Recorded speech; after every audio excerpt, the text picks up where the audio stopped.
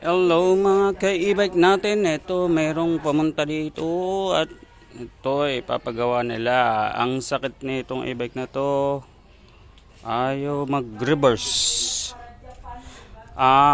Kahit naka-drive pala. Problema, ito, kahit naka-drive pala dito, nakatutok sa drive. Ayan mga boss.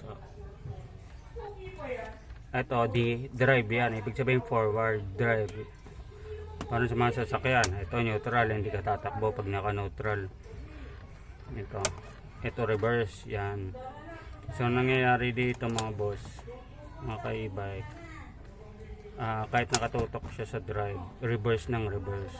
So titingnan natin yung wiring niya. Posibleng wiring, posibleng yung reverse niya sa controller is hindi nagana. So ayan, medyo baklasin lang talaga ng konti kasi may mga kortina na siya, pero kaya naman natin yun. Ayan, baklas na. Ayan, nakadikit pa yung ano niya. May screw pa yan doon, babaklasin natin. So ito yan, binuksan ko na yung controller. Check-upin natin controller pala niyan mga boss. Ito yung flat type. Ayan,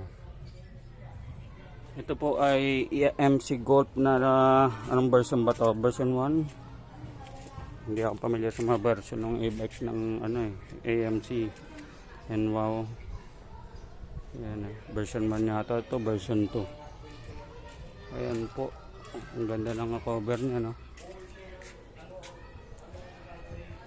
So dito lang po yan sa maliit nating shop. Ayan po. Yan ang shop natin. E-bike repair sa Aurora Homes. Ito lang po. So ayusin ko muna para hindi ako ma-storbo. So ayusin natin muna.